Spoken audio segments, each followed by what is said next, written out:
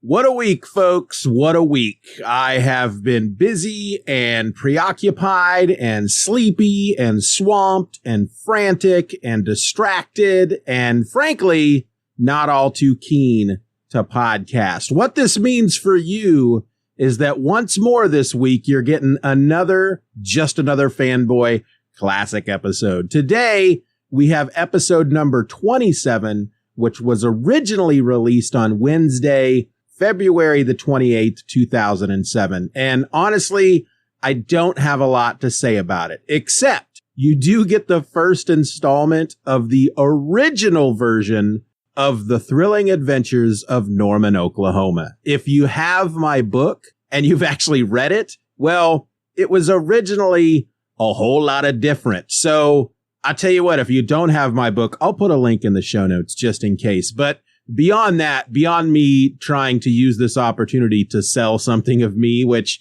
you know, I'm not really known for. Anyway, here you go. Enjoy.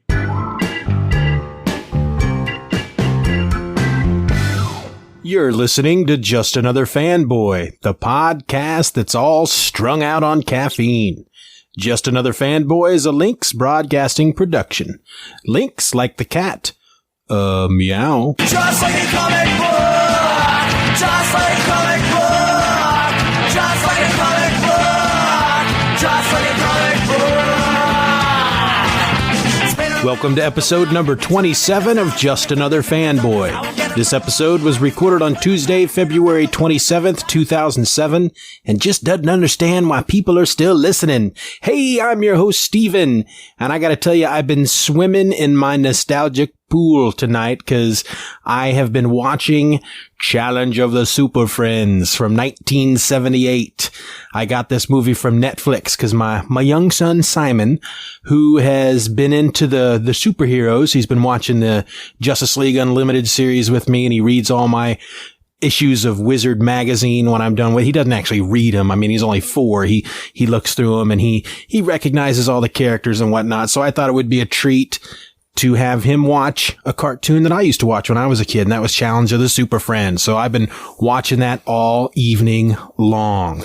And I gotta tell you, there's some crazy stuff happening in the Challenge of the Super Friends. I mean, if you haven't seen this series, I recommend going out and seeing it. It is old. It's 1978, and the animation leaves a little bit to be desired, but you know, it's a lot of fun. It's a lot of fun and some very silly premises. Like the first episode itself, I think it's called Wanted Super Friends. The Legion of Doom get together and they have this really stellar plan to take over the earth, and that's to basically change every human being on the face of the planet into Bizarro and Cheetah. Okay? You've got an entire group, the entire population of the earth. All the men are Bizarros and all the women are Cheetahs. I mean, the ray hits people and they're wearing their regular clothes, but like the women, they're wearing their regular clothes, but they have like the cheetah mask on. And yeah, that's how they're going to take over the world. So yeah, I mean, so they've got all these, the Bizarros and the Cheetahs, and they're just basically just going around and gathering up all the money in the world and bringing it to the Legion of Doom. That's how they plan to take over the planet. But I had to get this disc from Netflix because Simon, having only, you know, other than looking at some of my books and looking through the back issues of Wizard, as far as he's concerned, the Justice League is the characters from the WB, the Warner Brothers, Justice League Unlimited and the Justice League series before that. So as far as he's concerned, John Stewart is the Green Lantern. And, you know, hey, I ain't got nothing against John Stewart, but if my boy is going to like Green Lantern, he is going to like Hal Jordan. So I wanted to expose him to Hal Jordan. So that's why I got the disc. What else is going on this week? Well, the New York Comic-Con was last weekend. Bunch of lucky bastards all over the country and the planet got together in New York and celebrated comics, and wish I could have made it, but I didn't. I was home instead reading about it on Newsarama and Comic Book Resources and Comic Geek Speak and whatnot. So a lot of, not a whole lot of news coming out of the New York Comic Con, but there was a few stories that kind of piqued my interest. We'll be talking about that later. If you've been listening to the past couple of episodes, you'll know that I have spent the last week or so in the quote unquote hospital after suffering a gunshot wound to the clavicle. And last episode 26, had to be recorded by a couple of schmoes. Schmoes? What the heck's that supposed to mean? It means you're a schmo, Norman. A schmo. I don't know what schmo means, but means you're an idiot. Well, hey now, come on. There's no, just because I called you a schmo don't mean you got to be calling me an idiot. I thought we did a nice job. Well, Gary, yes, you did do a very nice job, Gary. Well, I thought you did a great job. Thank you. Norman on the other hand. Oh, why you always gotta be picking on me? Now, is that a question you really feel that you need to ask there, Charlie Brown? Charlie Brown?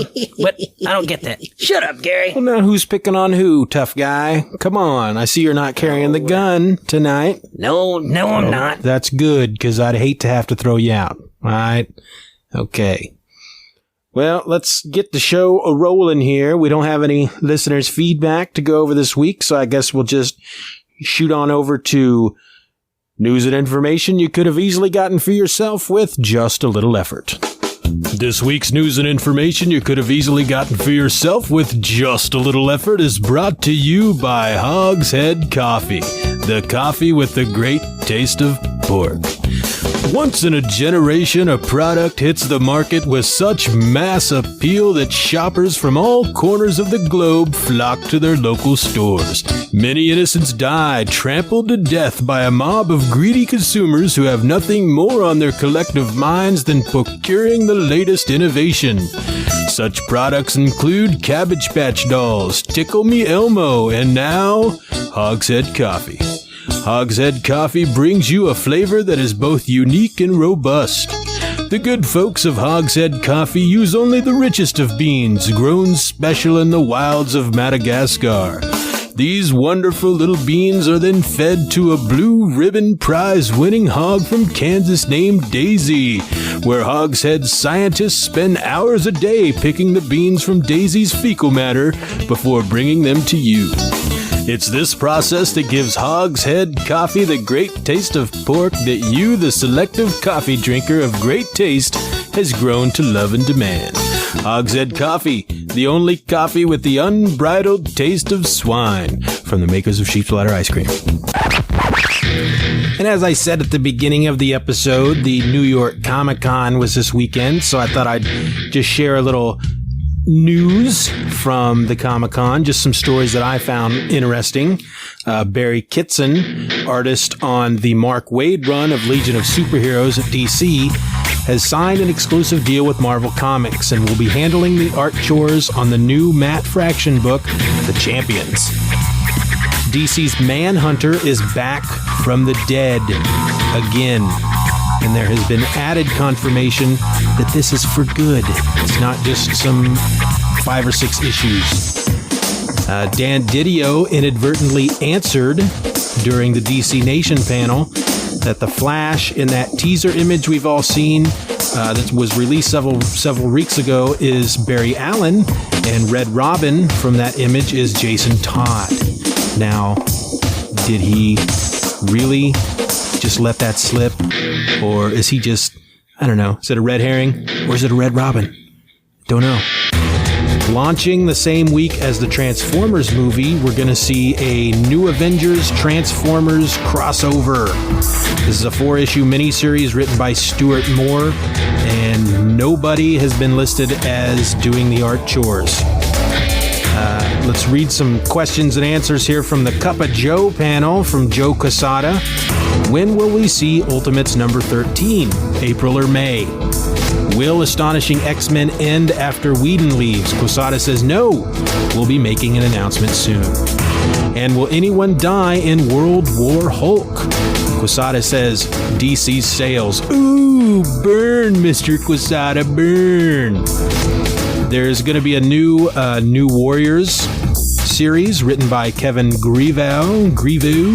with art by Paco Medina. The lineup includes such characters I've never heard of, so they must be new. We got Wondra, Tempest, Warhawk, Decibel, Ripcord, who I think comes from G.I. Joe, and a few others. And probably what I feel is the greatest news to come out of the New York Comic Con, the artist Mike Norton has signed an exclusive deal with DC. So, way to go, Mr. Norton. Maybe we'll finally see him on a regular book, and I will pick it up. On DVD this week, Stranger Than Fiction, Tenacious D in the Pick of Destiny, and Tideland. And that was news and information you could have easily gotten for yourself with just a little effort. And now my comic book picks of the week.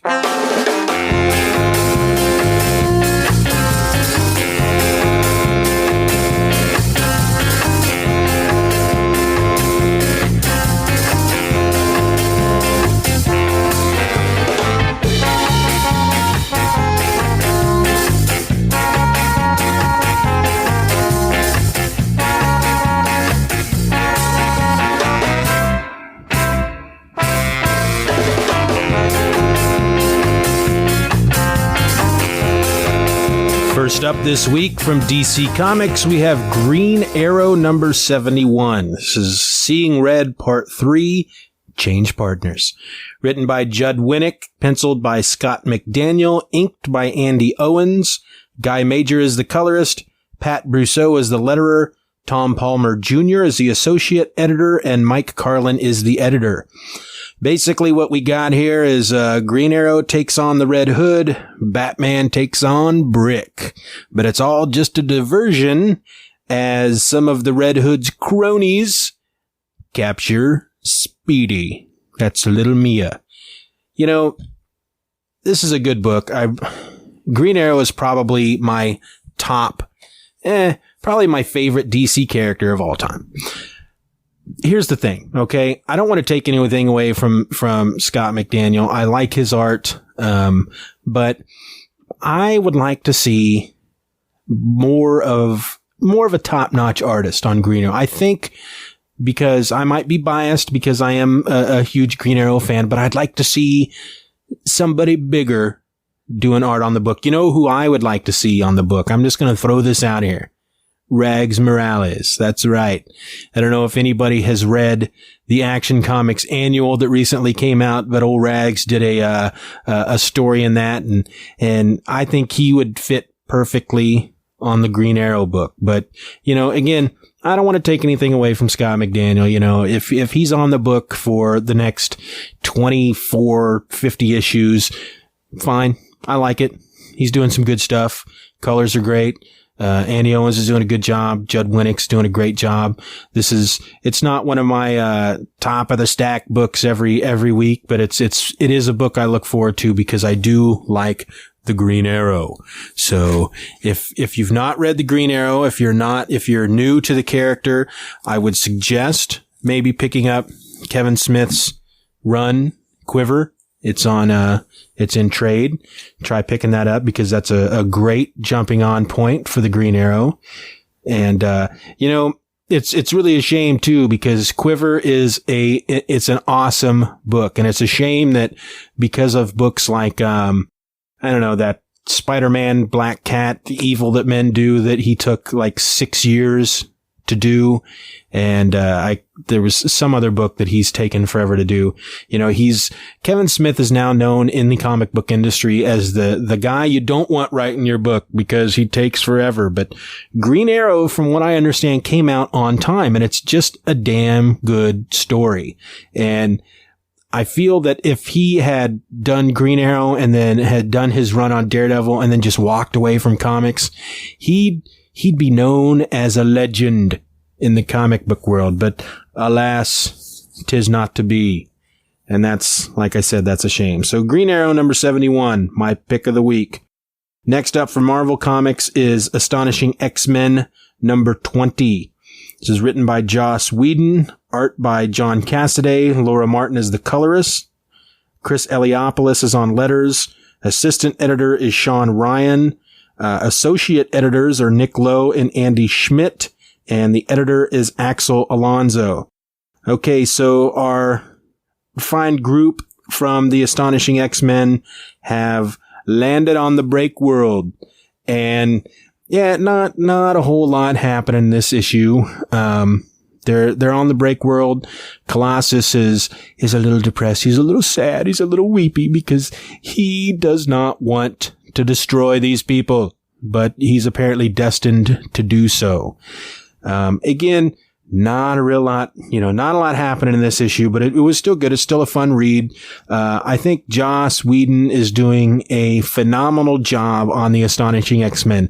I don't read any other X-Men titles with the exception of Wolverine Origins now, because I've dropped the regular Wolverine book, but this is the Astonishing X-Men is a good book for folks who like the X-Men but don't really want to jump into any of the other books because of all the continuity and the backstory and just all this. You know, it's like you have to buy an encyclopedia to really get into the X-Men. But the Astonishing X-Men is a really good book for us casual X-Men readers. Number 3, my third pick this week, is Justice Society of America. Number 3. This is written by Jeff Johns. Pencils by Dale Eaglesham. Roy Jose is the inker. Rob Lay is the letterer. Jeremy Cox is on colors. The cover is by Alex Ross and Dale Eaglesham and Roy Jose. Adam Schlagman, I hope I'm pronouncing that right, is the assistant editor, and Eddie Berganza is the editor. I can't say enough good things about the Justice Society of America. It's all coming together, baby, because you really got some good stuff in this, and I'm going to spoil it. You ready for some spoilers? The big bad is Vandal Savage, okay? He's out to destroy the Justice League not the Justice League. God, I'm on crack or something tonight. Actually, it's Frappuccino. Anyway, Vandal Savage is out to destroy the Justice Society by taking out, the legacy of the Justice Society. He's killing off basically any character that is related to any of the Justice League. Anybody who has Justice League, I keep saying that. Somebody shoot me in the head with a foot. Norman. I can do it. Okay. Oh, sorry. Anyway, he's taking out all the characters who have some type of tie to the Justice Society. And, it's a whole legacy thing because these people stretch back for generations and generations. So, but it's a really great ending to the book that I'm not going to spoil, but it deals with Wildcat's son that we met at the end of issue 1. And Hawkman's in the issue, just kicking some tush all over the place, beating up these Nazis. And if you're not a normal fan, if you're one of these guys that, I don't like that Hawkman, he's just a guy with wings, if you ever watch the Super Friends, he's pretty lame. If your only experience with Hawkman is from Super Friends, you're missing out on a lot because Hawkman kicks a lot of ass. Check out Justice Society because it's great. If you buy one DC book this year, buy Justice Society of America. That's all I can say, because this is a great book. It's great. And the art is awesome. Dale Eaglesham does a phenomenal job. He's very good with, just really making these characters human. I don't have enough words to describe how much I love this book. I want to marry it. I want to have children with it. I want it to walk down the aisle with me in a silky white dress and say the oath of marriage. Okay, I'm going a little too far. Anyway, those are my comic book picks of the week. And that brings us to At the Movies with Gary, Indiana.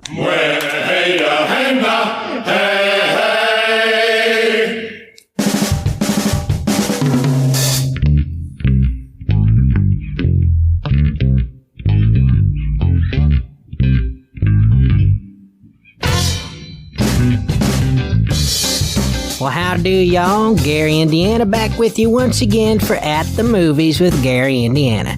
Now, this week I want to look at a computer animated movie called Open Season. This features the vocal talents of Martin Lawrence, Ashton Kutcher, Billy Connolly. There's a little of that Patrick Warburton in there. And this is a movie about a bear and a deer. Okay, so you got this bear named Boog, and he lives with she's like a park ranger, and he's kind of like her pet. He's like her dog, and he does a little show for her that she does for all the local children's and whatnot, and basically he is coddled and he is pampered, and he lives in her garage, and he has the good life, and he runs into this deer named Elliot, who is vocalized by Ashton Kutcher, and well, Elliot gets him into a lot of trouble, and the park ranger girl, I believe her name was Beth, she feels that maybe it's time to take Boog back into the wild. You know, you get the sense that maybe she has raised this grizzly bear from, since he was a cub, and now it's time to take him back into the wild.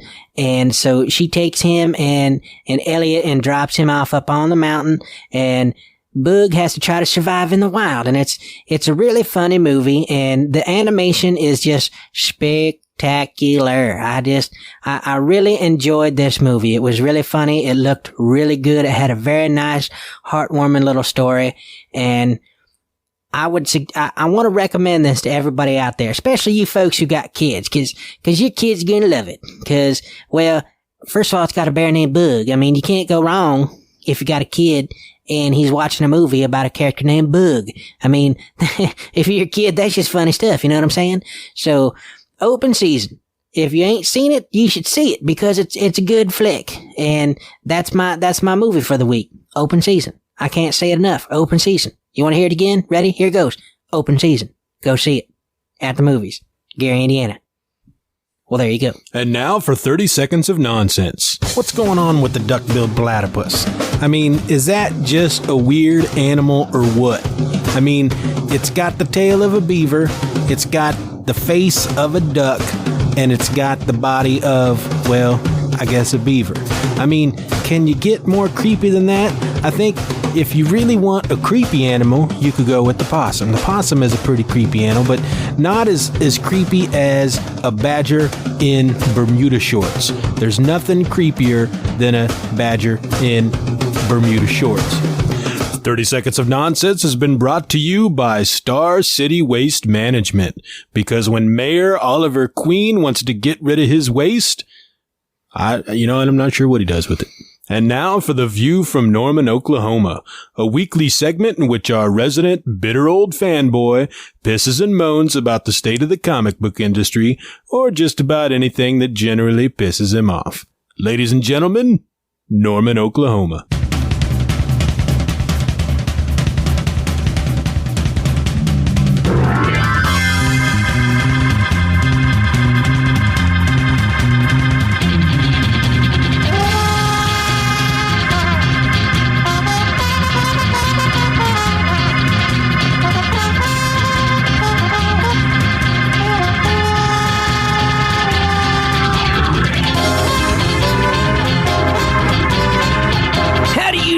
That the life you are living right now isn't a dream. Now, most people will tell you that it can't be a dream. Dreams don't suck this bad. That's a valid point. But what if it's a nightmare? Not all nightmares involve long, endless drops from which you wake in a sweat-soaked bed.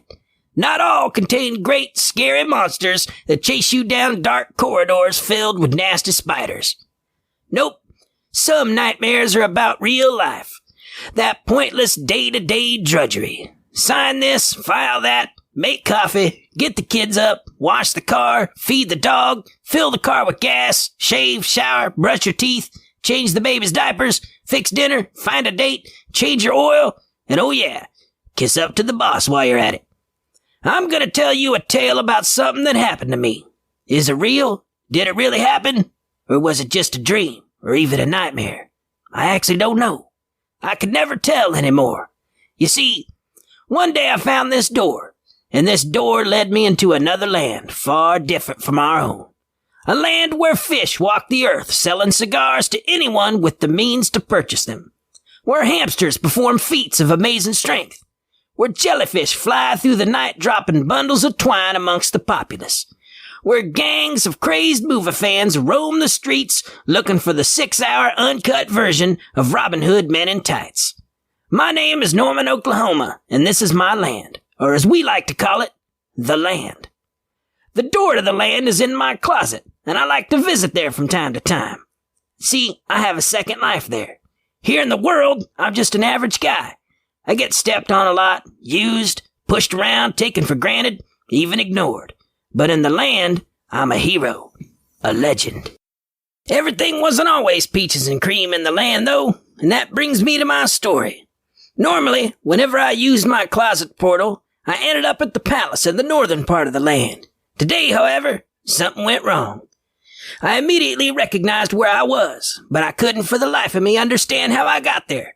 I was standing on a massive slice of toast in the middle of an Ovaltine lake during one of the coldest days the land had ever seen. I shivered uncontrollably as I paced about the toast, rubbing my arms to give them warmth as I began to scan the shore, looking for a place to dock my toast, when I noticed someone standing on the shore holding a limp body in their arms. They looked like they needed help. I needed to do something. I had to get off this damn chocolate lake. I quickly grabbed a large breadstick as it floated by and used it to row myself to shore and the odd couple it held. Fighting the currents and the twine that was continually dropped on my head, I floated closer to the shore, the figures becoming more distinct. The one that was standing was a woman. A little old woman, actually. She wore her blue hair all done up in a tight bun at the top of her head, held in place by 2 knitting needles. Her torn and stained dress clung loosely to her small frame, the cloth flapping wildly in the cold Arctic wind. Tears ran down her wrinkly cheeks as she dropped to her knees, the body rolling from her arms and onto the C&H pure cane sugar that made up the beach. I leapt from the toast and ran the last few yards through the ankle-deep chocolatey goodness and knelt down beside the sprawled figure on the beach. "It's okay now," I told the old lady as I gently turned the body over. I gasped in surprise, consternation covering my face as I recognized the small form lying before me. It was child superstar Haley Joel Osment from such films as The Sixth Sense and Pay It Forward. He looked dead, but he seemed to be sleeping. I quickly checked for his pulse and found it beating strong and regular. "What's wrong with him?" He was looking for you, Norman, Oklahoma. The old lady croaked weakly. She leaned down and ran her hand lovingly through Haley's hair. "He never bundles up. I tell him all the time, but he never does." She began to ramble. "I told him he would catch his death of cold, but does he listen to me? No, of course he doesn't. What do I know? I'm just an old lady. Every time he goes out, I tell him, 'Haley, make sure you bundle up.' But he never does. He never wears his mittens, which I made for him with my own hands. He never wears a scarf because it's not cool to wear a scarf. He's just too into his own little world to see in the future, helping put right what once went wrong, playing with his Legos." She paused to take a breath, and I leapt on the opportunity to interrupt her. "How do you know my name?" "Everybody knows who you are, Norman, Oklahoma." She looked up at me, tears running down her face. "Can you help him?" I don't know. You say he has a cold?" "Yes, the little scamp never bundles up like I tell him. Just the other day he wanted to go out and build a snowman. 'Make sure you wear your boots,' I would tell him. But does he wear his boots?" "Listen, lady." "Deirdre." "What?" "My name is Deirdre. I'm the boy's nanny." "What are you two doing out here, Deirdre?" "Well, like I said, he was looking for you. She started to cry as she clutched Haley Joel Osment to her body. And now look at my poor little lambikin. He's caught his death of cold." "Why were you looking for me?" I interrupted. "He has a message for you from your cousin." "Gary?" I cried, looking to the old woman. "What's wrong with Gary? Is he okay?" "That, I'm afraid, I do not know." She sniffed, gesturing to Haley. "Only he can tell you of such things. But he can't because he's going to die." She began to wail again, and I covered my ears. Confusion twisted my thoughts as I gazed down at the pixie face of Haley Joel Osment. His breathing was regular, his face peaceful as he slept on the sugary beach. I don't understand. My voice could barely be heard above the wind, which whipped about us like frenzied spirits. What could Gary want with me? It's been ages since we spoke, and we didn't part on the best of circumstances. My brain stopped working. I knew about Gary, and yet my memories of the land were missing. Why couldn't I remember? Crazy. Haley moaned quietly, his eyelids fluttering as he struggled to regain consciousness. My little lambkin. Deirdre cried. You're alive. Speak to me. Please speak to me. She was holding the boy close to her as she rocked back and forth. Why didn't you bundle up like I told you? Why won't you ever listen to me? You're just a naughty little boy. He's gone crazy. Killing. Needs to be stopped. The boy was thrashing about in Deirdre's arms.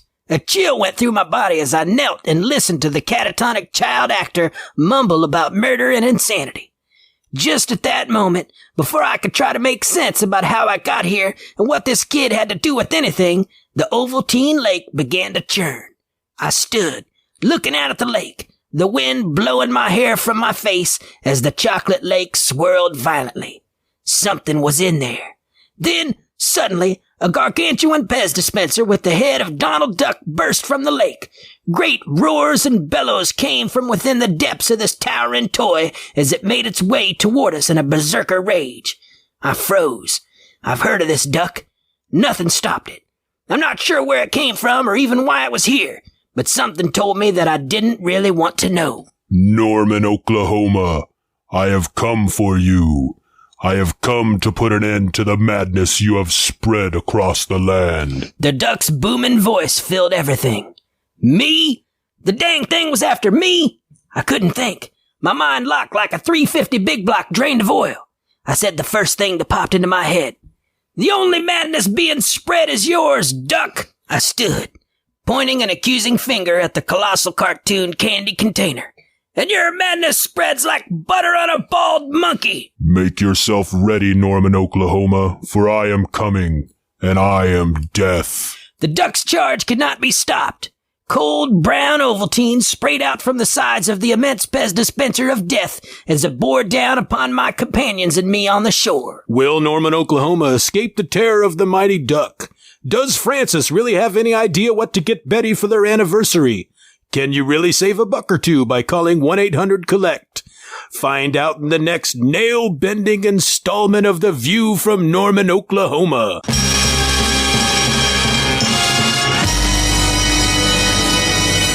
Well, that sounds exciting. Can't wait for next week to find out what happens. Okay, so that brings another episode to an end. So, let me tell you what you can do to make me feel better as a person. You can send me an email at justanotherfanboy@gmail.com.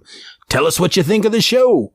You can also call the Just Another Fanboy voice line at 1-877-309-8367 extension 212. You can be our friend over at comicspace.com.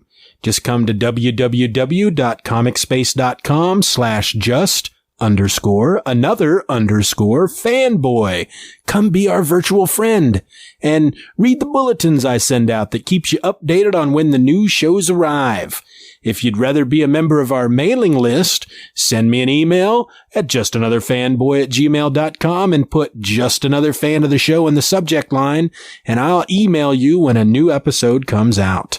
The theme song for the show is Comic Book by the Super Spies. Find it and information about the band at garageband.com.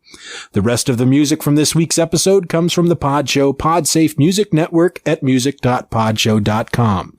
And remember, Just Another Fanboy is a proud member of the Comics Podcasting Network.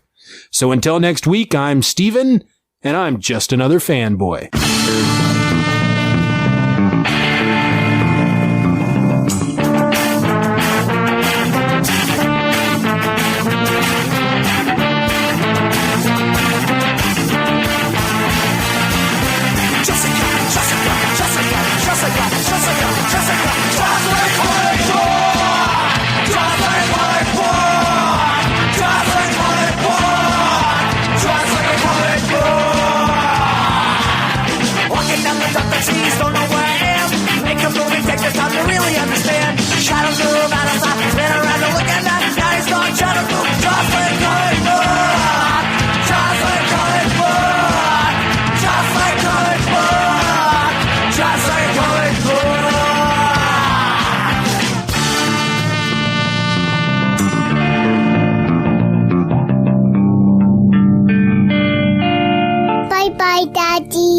Bye-bye, Daddy. Good job.